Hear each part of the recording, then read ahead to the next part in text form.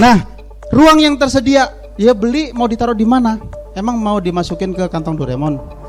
Jadi harus diperhatikan. Beli taruh di mana? Jangan sampai ketika beli susah untuk melakukannya. Saya punya yang saya dampingi tadi itu, mereka lagi asik bernegosiasi sama si customernya. Customernya kepengen barangnya oke, saya beli pakai blanket agreement.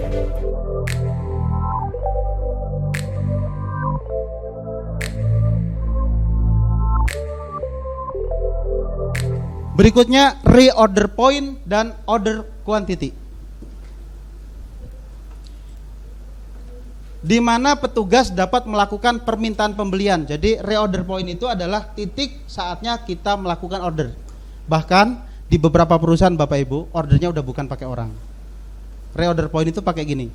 Ini sistem, dia sudah bisa menentukan angka, dia menghitung rata-rata, sistem itu langsung otomatis kirim email ke supplier. Kirim email ke supplier, dibalas, langsung di generate karena udah pakai sistem, dan itu langsung ada transaksi. Udah kayak gitu sekarang itu.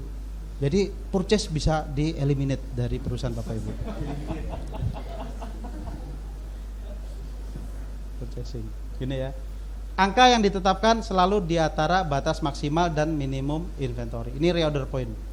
Lalu kemudian selisihnya antara reorder point dengan minimum stock disebut dengan safety stock. Jadi minimum stock, reorder point. Reorder point itu di atasnya minimum stock. Minimum stock itu harusnya kita sudah melakukan order. Nah, jarak antara proses tadi kita hitung dengan nama safety stock. Searching di Google safety stock, enter, datanya banyak banget. Order quantity. Nah, setiap order harus diangkai berapa? Berarti Bapak Ibu harus punya data. Item apa, kalau ke supplier mana, jumlah ordernya berapa? Item A, supplier 1, jumlah ordernya 20. Item A, supplier 2, jumlah ordernya 100. Item A ke supplier 3, jumlah ordernya 50. Bisa kayak gitu. Jadi item apa, supplier mana, ordernya berapa, itu dibuat datanya. Supaya, lupa buat apa? Supaya tim kita itu nggak pakai mikir. Jadi kan yang mikir itu kan bukan Bapak Ibu nantinya. Bapak Ibu ini owner atau tim inventory atau purchase? Yang mau mikir itu saya Pak gitu. Ya wes Bapak Ibu yang mikir gitu. Jadi prosesnya dibukukan sehingga sudah tersistemasi, tinggal mudah. Order quantity harus ada punya, khususnya untuk item-item yang key resources, harus ada datanya. Memaksimalkan teknik kategori ABC. Kategori ABC berarti ada yang menjadi gede banget, ada yang menjadi kecil banget, ada yang di tengah-tengah. ABC ya. Jadi teknik ABC ini teknik yang kira-kira begini. Jadi ada item yang di kategori A, ya, kategori A. Dia ini jumlahnya kerencil-kerencil tapi nilainya nggak begitu gede. Nah, ada yang kategori C, jumlahnya sedikit tapi nilainya gede, nilai inventorinya gede. Misalnya yang ini cuma 1 biji, 2 biji, 3 biji gitu. Ini 1 ton, 5 ton, 10 ton. Tingkat persediaannya, nah kan ada yang kayak gitu ya. Nah itu nanti dikategorikan jadi ABC. Ini gede banget tapi itemnya sedikit. Ini itemnya banyak tapi total value-nya sedikit. Bisa ditemukan dengan 20, 20, 60. Bisa pakai 15, 15, 70. Bisa pakai 10, 10, 80. Bisa pakai 30, 30, 60. 30, 30, 40. Tergantung cara kita mengelolanya, dan itu bisa dievaluasi setiap waktu.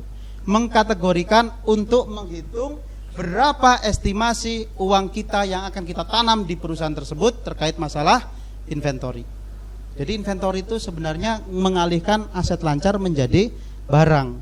Berarti duit ya, sama-sama aset lancarnya tapi ada yang lebih lancar. Cash lancar diubah jadi duit. Nah, kalau misalnya nggak ada duitnya, maka dia akan jadi utang. Utangnya harus dibayar, dibayarnya ada jatuh temponya. Maka itu saling terkait. Maka perhatikan ini untuk kita memahami berapa uang yang harus kita alokasikan untuk inventory kita. Sampai di 4 ada yang mau tanya?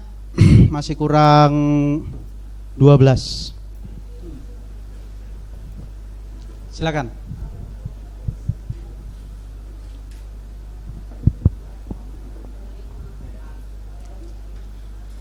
Yes, reorder point sama order quantity. Ya, reorder point sama order quantity.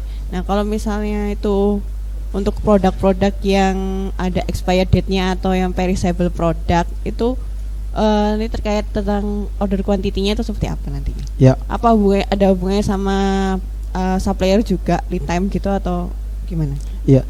Tadi ketika kita bicara terkait masalah jumlah sangat dipengaruhi oleh kebijakan pemerintah, sangat dipengaruhi oleh kondisi supplier, sangat dipengaruhi oleh lead time, termasuk dipengaruhi oleh umur dari masa expired barang kita. Jadi kalau expirednya lama, kita nggak usah mikir itu secara intensif, sehingga bisa memikirkan faktor lain untuk menentukan angka reorder point sama order quantity-nya. Kan faktornya macam-macam, Bu, termasuk biaya proses membeli itu. Kan kalau kita beli sekali, maka potensi cost-nya 10.000. Kita beli 2 kali, potensi cost-nya 7.000-an, tapi 2 kali jadi 14.000. Nah, ada potensi biaya yang meningkat dari untuk menghadirkan itu, tapi ada efisiensi dari ketersediaan atas barang. Nah, termasuk barang expired, maka harus kita perhatikan umur dari expired ini berapa lama. Kaitannya dengan kebutuhan akan produksi kita atau jualan kita, itu apakah bisa di cover oleh expired ini. Kalau expirednya hari ini dibeli, besok basi gitu, maka menjadi sangat intens untuk kita perhatikan. Tapi kalau hari ini dibeli, tahun depan baru nggak bisa dipakai gitu ya, maka tinggal manajemen di inventory, di penataan di gudangnya aja. Seperti itu. Berarti kan kalau misalnya barang expired itu mending FIFO atau expired in expired out? Kalau expired itu expired yang paling cepat yang didahulukan keluar, Bu. Jadi misalnya barang apapun dimasukkan, begitu expired yang paling cepat, maka expired itu yang didulukan keluar supaya dia segera habis. Berarti yang expired pertama kali itu yang harus segera dikeluarkan. Kalau tadi kita bicara di nilainya, kalau ini ngomongin di proses loading barangnya. Gitu, ya. Clear? Ya. Oke, yang lain? Ada lagi? Lanjut. Perpetual inventory control. Bapak Ibu insya Allah udah familiar ya dengan perpetual. Ada yang masih belum tahu kira-kira? Perpetual sama periodik. Ada yang masih belum paham. Kalau udah paham saya lewati. Pak Arifin belum paham. Yang bener, malu-maluin aja. Jadi perpetual itu adalah proses untuk menghitung berapa barang yang digunakan pada saat dia keluar dari proses inventory, keluar dari proses gudang. Jadi misalnya gini, hari ini saya pakai barang itu 10, maka saya bukukan 10, sehingga dia langsung mengurangi nilai dari inventory di persediaan. Kalau misalnya barang itu saya pakai 100, saya bukukan 100, maka dia langsung mengurangi di persediaan. Contoh kita misalnya punya software point of sales. Nah, di situ ada barang yang terjual langsung tercatat detik itu juga, saat itu juga, sehingga proses dari pengakuan atas berkurangnya inventory kita langsung menjadi beban HPP perusahaan. Itu namanya perpetual. Ya. Lalu ada periodik. Periodik itu begini, Pak. Ambil gitu ya. Pokoknya nggak tahu itu. Nanti dihitung ada opnam di awal period, di akhir period ada opnam, baru ketahuan berapa yang kepake. Contoh gula. Gula kita beli ya, stok awal misalnya 20 kilo. Lalu kemudian kita beli selama 1 bulan itu 100 kilo. Terus kemudian begitu di akhir bulan kita hitung ternyata ada 10 kilo. Berapa gula terpakai? Nah, gampang kan? Berapa? Stok gula awal 20 kilo. Pembelian selama 1 bulan 100 kilo. Stok akhir 10 kilo. 110. Cara ngitungnya gampang. Stok awal ditambah dengan pengadaan atau pembelian dikurangi dengan stok akhir. Nah, proses yang seperti itu namanya periodik. Nah, ada juga yang semi perpetual periodik. Bagaimana caranya? Begini.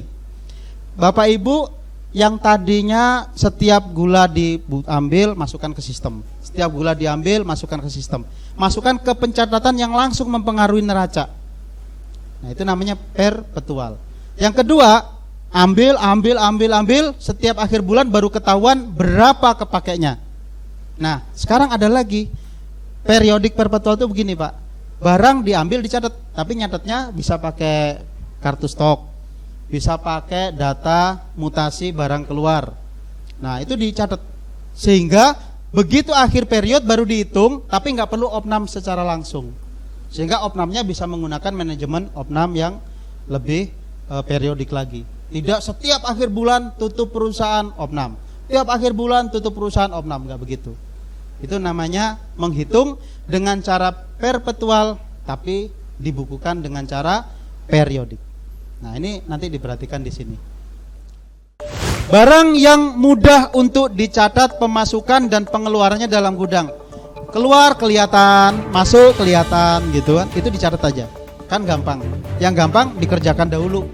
Yang susah nanti pelan-pelan diselesaikan. Barang yang jumlahnya terbatas, kalau nggak segera diketahui, kita bisa lalai dalam proses ordernya.